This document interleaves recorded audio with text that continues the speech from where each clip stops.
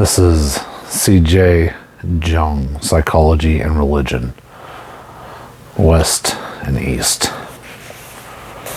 This is Book 2, A Psychological Approach to the Dogma of the Trinity.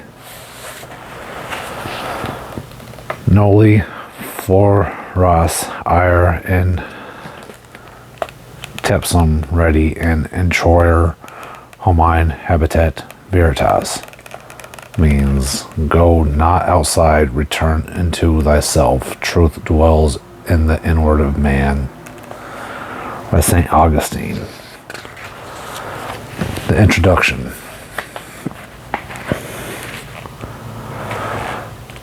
The present study grew up out of a lecture I gave at the Uranus meeting in 1940 under the title On the Psychology of the Idea of the Trinity. The lecture, though subsequently published, was no more than a sketch, and it was clear to me from the beginning that it needed improving. Hence, I felt under a kind of moral obligation to return to this theme in order to treat it in a manner benefiting its dignity and importance. From the reactions the lecture provoked, it was plain that some of my readers found a psychological discussion of Christian symbols objectionable, even when it carefully avoided any infringement of their religious value. Presumably, my critics would have found less to object to had the same psychological treatment been accorded to Buddhist symbols, whose sacredness is just as indubitable. Yet what is sauce for the goose is sauce for the gander. I have to ask myself also, in all seriousness, whether it might not be far more dangerous if Christian symbols were made inaccessible to thoughtful understanding by being banished to a sphere of sacrosanct unintelligibility. They can easily become so remote from us that their irrationality turns into preposterous nonsense. Faith is a charisma not granted to all. Instead, man has a gift of thought which can strive after the highest things.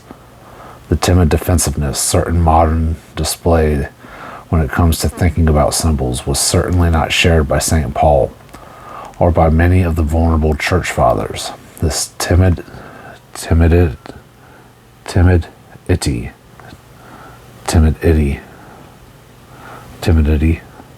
and anxiety about Christian symbols is not a good sign. If these symbols stand for a higher truth, which presumably my critics do not doubt, then science can only make a fool of itself.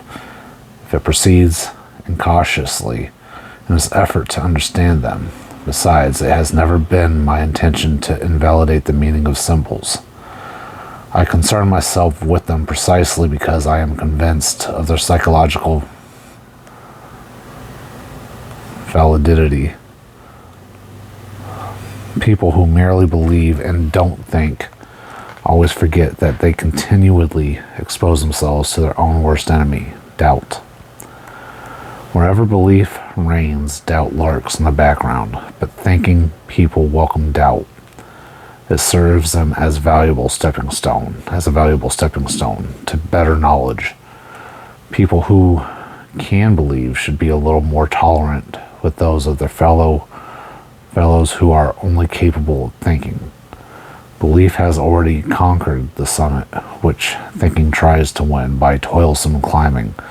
The believer ought not to project his habitual enemy, doubt, upon the thinker, thereby suspecting him of destructive design. If the ancients had not done a bit of thinking, we would not possess any dogma about the Trinity at all. The fact that a dogma is on the one hand believed and on the other hand is an object of thought is proof of its vitality. Therefore, let the believer rejoice that others too seek to climb the mountain on whose peak he sits. My attempt to make the most sacred of all dogmatic symbols, the Trinity, an object of psychological study, is an undertaking of whose audacity I am very well aware. Not having any theological knowledge worth mentioning, I must rely in this respect on the text available to every layman. But since I have no intention of involving myself in the metaphysics of the Trinity, I am free to accept the Church's own formulation of the dogma without having to enter all the complicated metaphysical speculations that have gathered around it in the course of history for the purpose of psychological discussion. An elaborate version contained in the Athanasian Creed would be sufficient, as this shows very clearly what church doctrine understands by the Trinity. Nevertheless, a certain amount of historical explanation has proved unavoidable for the sake of psychological understanding. My chief object, however, is to give a detailed exposition of more psychological views, which seem to me necessary if we are to understand the dogma as a symbol in the psychological sense. Yet my purpose would be radically misunderstood if it were conceived as an attempt to psychologize the dogma symbols that have an archetypal foundation can never be reduced to anything else, as must be obvious to anybody who possesses the slightest knowledge of my writings. To many people it may seem strange that a doctor with a scientific training should interest himself in the Trinity at all. But anyone who has experienced how closely and meaningfully these representations collectives are bound up with the weal and woe of the human soul will readily understand that the central symbol of Christianity must have, above all else, a psychological meaning, for without this it could never have acquired any universal meaning whatever, but would have been regulated long ago to dusty cabinet of spiritual monstrosities, and shared the fate of the many-armed and many-headed gods of India and Greece. But since the dogma stands in a relationship of living reciprocity to the psyche, once it originated in the first place, it expresses many of the things I am endeavoring to say over again, even though with the uncomfortable feeling there is much in my exposition that still needs improvement.